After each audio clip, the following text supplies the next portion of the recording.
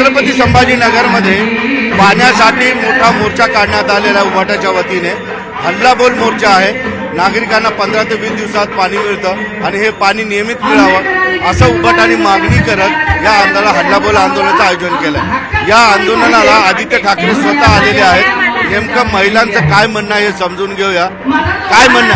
आम्हाला टँकरचं पाणी आहे सर, आम्हाला एका ड्रमला 1130 रुपये भरावं लागते 3 महिन्यासाठी। तिसऱ्या दिवशी येतं, कधी कधी खाडा पडतो। एवढे पैसे कमी करायचे आम्हाला, 1130 जास्त होते, आम्हाला थोडे कमी करायला पाहिजे। आम्हाला टँकरचं पाणी आणि दऱ्याखोऱ्यात डोंगरात नळ आहे। अरे आपण तर भर सिटीत आहे, आम्हाला पाणी का नाही? ते हंडे एवढे चपले आमचे, तर आम्ही किती बेजार झालो होतो पाणी भरू भरू। याचं काय आहे? हे आईल संपलं शरीरातलं आमच्या, हंडे उचलू उचलू। मग काय फायदा या संभाजीनगर मध्ये राहून आमचा? हा काहीतरी म्हाताऱ्या माणसाची कदर करायला पाहिजे ना।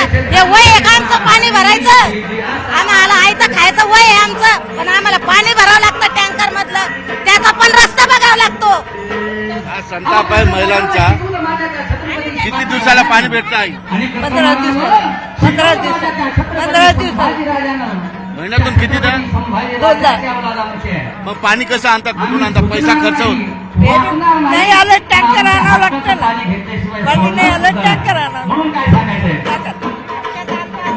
आणखी महिला आहेत या ठिकाणी। हापशाहून आणतो, कुठून कुठून आणतो, धुंडून धुंडून पाणी। 8-8 दिवस पाणी येत नाही, रात्र रात्र जागावं लागतं। पाणी येत नाही तर कुठून नवी पाणी आणावं लागतं, प्यायचे जार आणावं लागतात भरून। चारला किती खर्च होतो? भरपूर होतो, महिन्याचं बरंच होतं, बरंच 30 रुपयाला एक जार, 30 रुपयाला एक जार, तर महिन्याचं बघा नाही ना, काही नाही। पाहुणे रावळे येतात की नाही घरी? पाण्यामुळे पाहुणे रावणे आल्यावर अडचण होते। येऊ नका पाणी नाही आमच्या पाहुण्याला म्हणतो, येऊ नका पाणी नाही आमच्याकडे। पाहुण्याला नाले किती अडचण होते, आता काय करावं काही नाही असं। कार्यक्रम लग्न बिग्न असले तर कसं असतं? टँकरच्या हातावर लग्न करायचं, टँकरच्या हातावर पाहुणे रावळे तर टँकरच्या हातात। काय म्हणाल इकडे आहे इकडे काय म्हणाल? पाहुण्यासाठी हंड्याचा मोर्चा आहे, काय संताप आहे महिलांना?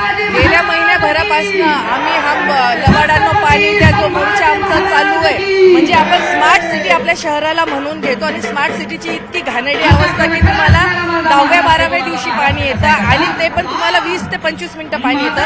मी ज्या भागामध्ये राहते तिथे पाण्याची वेळ नाही आहे, रात्री 1:30-2:00-2:30ला पाणी येतं, रात्रभर पाण्यासाठी जागायचं। याचा परिणाम महिलांच्या आरोग्यावरही होतो आणि जे पुरुष मंडळी दिवसभर ऑफिसमध्ये काम करतात त्यांनाही रात्री पाण्यासाठी जागरण करावं लागतं। तर हा आमचा कुठेतरी काय म्हणता येईल, संघर्षच म्हणता येईल। हा संघर्ष आमचा कुठेतरी थांबला पाहिजे।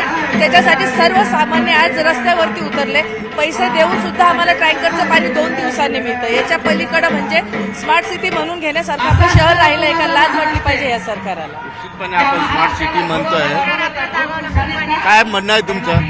तुम्ही शहरातल्या एका भाग कोपऱ्यामध्ये राहता, तिथं पाणी किती येतं, पाणी भेटतं का? गेल्या अनेक दिवसापासून पाणी प्रश्नाचा खूप गंभीर विषय झालेला आहे। या छत्रपती संभाजीनगरमध्ये 2 ते 3 दिवसाआड पाणी येत होतं, तर आता 12 ते 15 दिवसानंतर पाणी येत आहे। तर हे पाण्याचं नियोजन कुठेतरी चुकतंय असं वाटतंय, कारण 240 ml पाणी लागतं, तर 120 ml पाणी चं विभाजन करण्यासाठी 1 दिवसाआड पाणी या महानगरपालिकेने द्यायला पाहिजे, पण हे काही होत नाहीये। म्हणजे कुठल्या भागात राहता आई तुम्ही?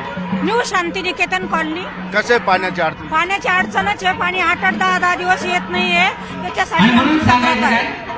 हा तर पाण्याची सोय तुम्ही करा, आम्ही खूप परेशान आहे पाण्यामध्ये। मग पाणी नाही तर कसं तुम्ही करता सगळं? कशाचं खूप ऍडजस्ट करतो आम्ही, साचलेलं पाणी वापरायचं, धुण्याचं पाणी संडास बाथरूमला वापरतो, खूप काटकसर करतो, भाज्याचं पाणी वापरतो, खूप म्हणजे खूप त्रास आहे आम्हाला पाण्याचा। आम्हाला कमीत कमी 2-3 दिवशी तरी पाणी यायला पाहिजे। महिलांचा हा संताप आहे, हे खरं आहे। मी सुद्धा शहरातच राहतो, पत्रकार म्हणून खरी परिस्थिती सांगणं सुद्धा माझं काम आहे। माझ्या भागातही 10 ते 12 दिवसातून पाणी येतं। काही अडचणी आहेत, टेक्निकल अडचणी सुद्धा आहेत। जवळपास 50-55 वर्षापूर्वीच्या पाईपलाईन आहेत, त्याचं नियोजन झालेलं नाही। सरकार काहीच करत नाही हे म्हणणं सुद्धा चुकीचं होईल. जवळपास 2200 ते 2600 कोटीच्या योजनेचं काम सुरू आहे.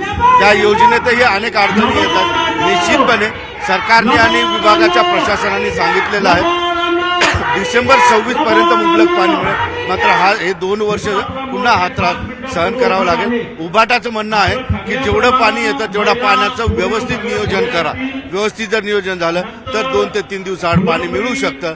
हा दावा उभाटाचा आहे. बघू आता या मोर्चामुळे प्रशासनावर कसा दबाव पडतो. सुधीर जाधव सह सिद्धार्थ गुदाम, न्यूज 18 लोकमत, छत्रपती संभाजीनगर.